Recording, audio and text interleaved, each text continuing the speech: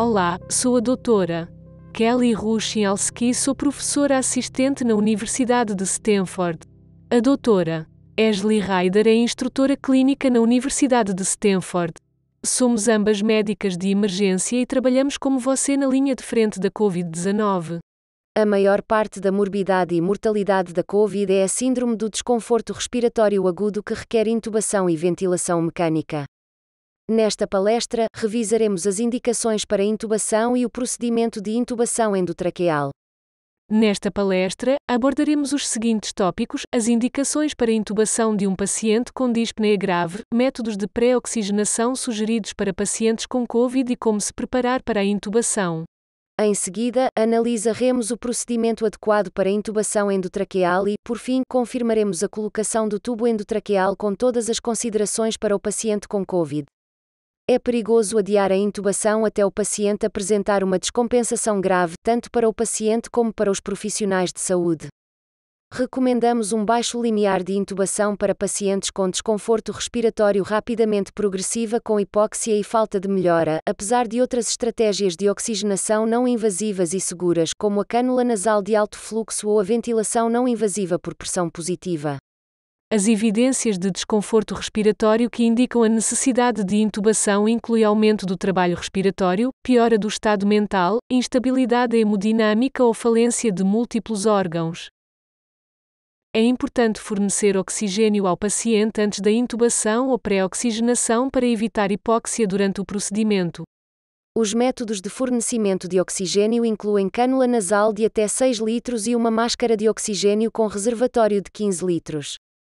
Ambos devem ser cobertos por uma máscara cirúrgica no paciente para reduzir a dispersão de gotículas.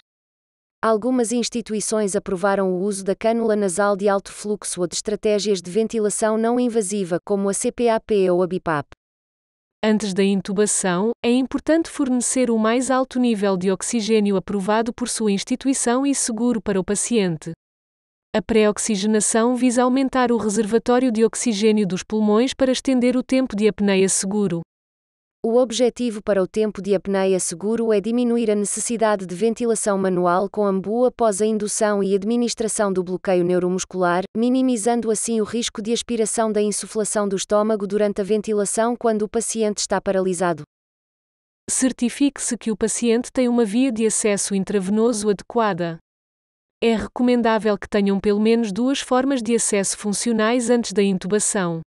Isso é importante para evitar a indução parcial ou paralisia se um ponto de acesso falhar. A melhor forma de garantir uma intubação bem-sucedida é através de uma preparação detalhada. Coletar e verificar a função de todos os suprimentos, incluindo a ventilação com AMBU, tubo endotraqueal, estilete, seringa, laringoscópio, filtro viral, expiração, sonda, sucção e seu ventilador. A instituição onde trabalha pode ter equipamentos variáveis. É importante escolher uma lâmina de Macintosh, de Miller ou de videolaringoscópio do tamanho adequado ao paciente, se estiver disponível. O diâmetro do tubo endotraqueal apropriado também deve ser escolhido com base no tamanho do seu paciente. No caso da maioria dos adultos, é habitual utilizar um tubo com cerca de 7,0 a 8,0 de diâmetro. Caso esteja disponível, um filtro viral é recomendado para ser integrado ao ventilador e ao circuito da ventilação com AMBU. É fundamental verificar a função do manguito do tubo endotraqueal. Isso é feito usando uma seringa para inflar e garantir que não haja rasgos ou vazamentos de ar. Certifique-se de esvaziar totalmente o manguito antes do procedimento. Além disso, certifique-se que seu estilete esteja no tubo endotraqueal e molde o tubo de acordo com o estilo desejado, seja curvado ou taco de hóquei. Durante a preparação para a intubação, você também precisará montar sua lâmina e garantir que a luz esteja funcionando. O posicionamento do paciente antes da intubação garantirá o melhor sucesso na primeira passagem. Primeiro, a altura da cama deve ser elevada para o conforto dos profissionais que vão administrar a intubação. Normalmente, isso será entre a margem inferior da costela e o meio do tórax para reduzir a tensão ou o desconforto do profissional durante o procedimento. Além disso, o paciente deve ser posicionado de forma que consiga a melhor visualização da glote, alinhando os 3 eixos da via aérea, o oral, o faríngeo e o laríngeo. Trata-se da posição olfativa que resulta da combinação da flexão do pescoço e da extensão da cabeça.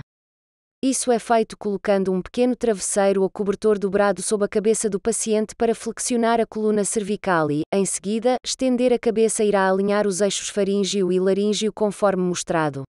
Assim que forem administrados relaxantes musculares ao paciente, sua primeira manobra é abrir a boca usando a técnica da tesoura.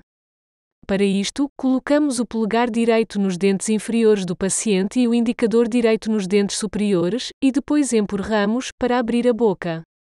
Certifique-se de não colocar pressão ou beliscar os lábios. Além disso, certifique-se de manter os dedos o mais à direita da boca possível para deixar espaço para a lâmina do laringoscópio. Quando a boca estiver aberta, peguem na lâmina com a mão esquerda e insira no lado direito da boca do paciente, afastando a língua da linha média. Certifique-se de evitar balançar o laringoscópio contra os dentes conforme mostrado aqui à direita. Em vez disso, mantenha a lâmina virada para a frente e afastada dos dentes superiores à medida que avança lentamente ao longo da língua para baixo, até visualizar a epiglote. Uma ponta de lâmina Macintosh será colocada na valécula. Uma ponta de lâmina de Miller será usada para levantar a epiglote. Assim que a ponta da lâmina estiver posicionada, exerça força para frente e na direção contrária à sua, levantando sem balançar o laringoscópio para trás. Quando visualizar as cordas vocais, peguem no tubo endotraqueal com a mão direita e introduza-o pelo lado direito da boca, passando entre as cordas vocais, deixando o tubo a uma profundidade de aproximadamente 3 vezes o diâmetro do tubo, infle o manguito e remova o estilete. Após insuflar o manguito, conecte imediatamente o ventilador ao tubo endotraqueal para prevenir o paciente de hipóxia e ao profissional de gotículas. Fixe esse tubo endotraqueal para garantir que não haja deslocamento. Você pode então ouvir os sons respiratórios bilaterais enquanto o tubo é mantido no lugar. Existem várias maneiras de confirmar o posicionamento correto do tubo endotraqueal.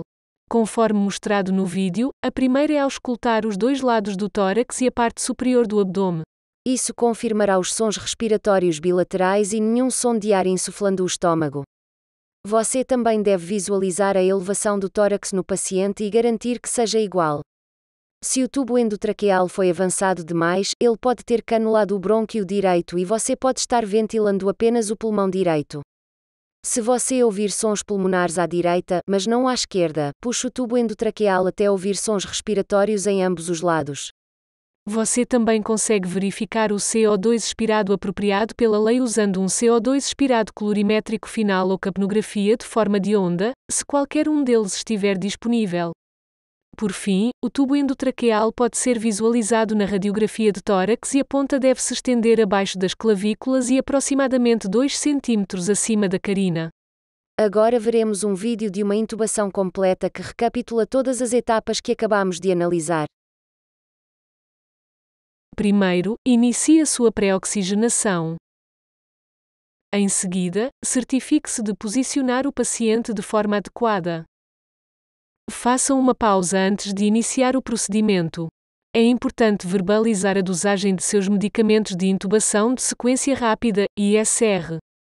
Este assunto será abordado em nosso próximo vídeo.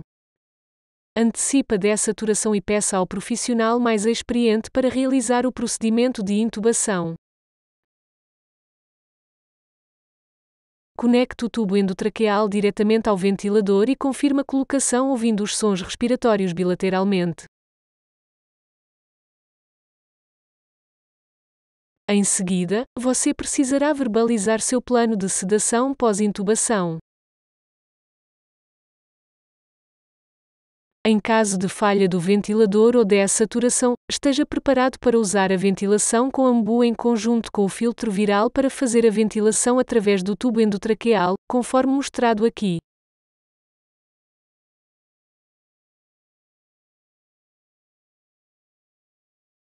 Em resumo, tratando o paciente gravemente dispneico, a segunda parte de nossa série de revisões reconhecendo a necessidade de intubação em um paciente que não está melhorando apesar de outros modos de oxigenação ou ventilação não invasiva. A necessidade de pré-oxigenação para estender o tempo de apneia seguro, a importância de preparar o equipamento e também o paciente para a intubação, as etapas do procedimento de intubação endotraqueal e, por último, os métodos para confirmar o posicionamento preciso do tubo endotraqueal. Obrigado por assistir e, por favor, continue a abordar o paciente dispneico da parte 3 para revisar os sedativos adequados e a medicação paralítica para a intubação de pacientes com COVID.